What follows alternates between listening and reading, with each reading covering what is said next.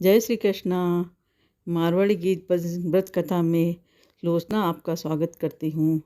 आज मैं आपको अजा एकादशी व्रत का महात्म्य और कथा सुना रही हूँ।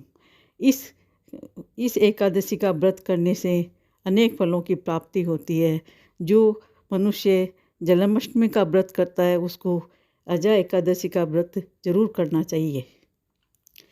अजा एकादशी व्रत भाद्रपद मास के कृष्ण पक्ष की एकादशी को रखा जाता है।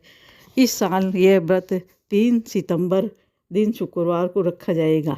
एकादशी तिथि भगवान विष्णु को समर्पित होती हैं।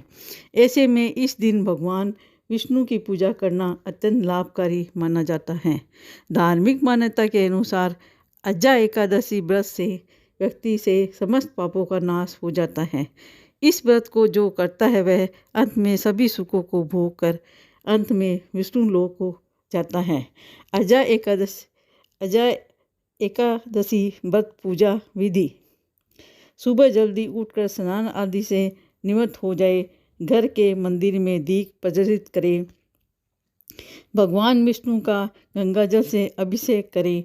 भगवान विष्णु को पुष्प और तुलसी दल अर्पित करें। अगर संभव हो तो इस दिन व्रत भी रखें। भगवान की आरती करें। भगवान को भोग लगाएं। इस बात का विशेष ध्यान रखें कि भगवान को सिर्फ सात्विक चीज़ों का ही भोग लगाया जाता है। भगवान विष्णु के भोग में तुलसी को जरूर शामिल करें। ऐसा माना जाता है कि बिना तुलसी के भगवान विष्णु भोग ग्रहण नहीं करते हैं। इस पावन दिन भगवान विष्णु के साथ ही माता लक्ष्मी जी की पूजा भी करनी चाहिए। इस दिन भगवान का अधिक से अधिक अजा एकादशी के दिन इन बातों का रखें ध्यान। एकादशी के दिन चावल खाने को वर्जित बताया गया है।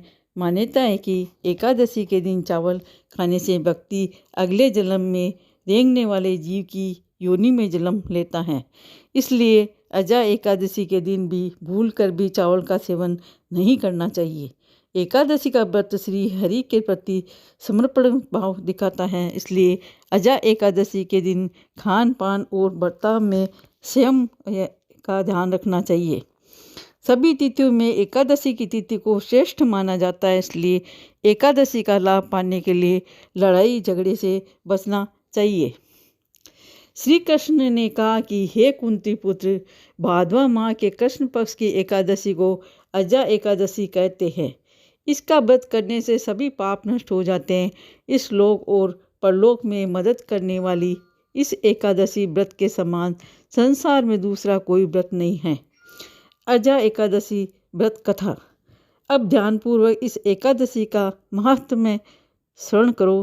पौराणिक काल में भगवान श्री राम के वंश में अयोध्या नगरी में एक चक्रवर्ती राजा हरिश्चंद्र नाम के एक राजा हुए थे। राजा अपनी सत्यनिष्ठा और ईमानदारी के लिए प्रसिद्ध थे।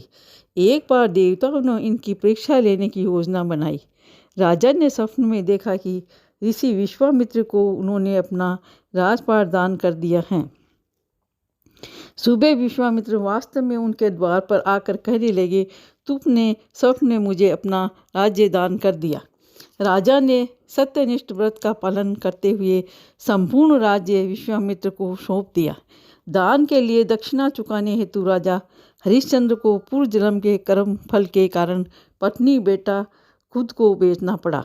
हरिश्चंद्र को एक डोम ने खरीद लिया जो शमशान भूमि में लोगों के दाह संस्कार का काम करवाता था। जब इसी प्रकार उसे कई वर्ष बीत गए तो उसने इस नीच कर्म पर बड़ा दुख हुआ और वह इसे मुक्त होने का उपाय खोजने लगा। वह सदैव इसी चिंता में रहने लगा कि मैं क्या करूं, इस प्रकार इस नीच कर्म से मुक्ति पाऊं। एक बार की बात है, वह इस चिंता में बैठा था कि गौतम ऋषि उसके पास पहुँचे। हरिश्चंद्र ने उन्हें प्रणाम किया और अपनी दुख भरी कथा सुनाने लगे। राजा हरिश्चंद्र की दुख भरी कहानी सुनकर महर्षि गौतम भी अत्यंत दुखी हुए और उन्होंने राजा से कहा कि हे राजन, भाद्वा माह के कृष्ण पक्ष की एकादशी का नाम अजा है। तुम उस एकादशी का विधानपूर्वक व्रत करो तथा रात्रि को जागरण करो। इससे तुम्हारे सभी पाप नष्ट हो जाएंगे। महर्षि गौतम इतना कहकर आलोप हो गए। अजा नाम की एकादशी आने पर राजा हरिश्चंद्र ने महर्षि के कहे अनुसार विधानपूर्वक उपवास तथा रात्रि जागरण किया। इस व्रत के प्रभाव से राजा के सभी पाप नष्ट हो गए। उस समय स्वर्ग में नगाड़े बजने लगे तथा पुष्पों की वर्षा होने लगी। उन्होंने अपने सामने ब्रह्मा, विष्णु, महेश तथा देवेंद्र आदि देवताओं को खड़ा पाया। उन्होंने अपने मृतक पुत्र को जीवित तथा अपनी पत्नी को राजसी वस्त्र तथा आभूषण से परिपूर्ण देखा। हे राजन, यह सब आजा एकादशी के व्रत का प्रभाव था। जो मनुष्य इस उपवास को विधानपूर्वक करते हैं तथा रात्रि जागरण करते हैं, उनके सभी पाप नष्ट हो जाते हैं और अंत में वे स्वर्ग को प्राप्त करते हैं। इस एकादशी व्रत की कथा के श्रवण मास से ही अश्वमेध यज्ञ के फल की प्राप्ति हो जाती है। श्री हरि विष्णु भगवान की जय।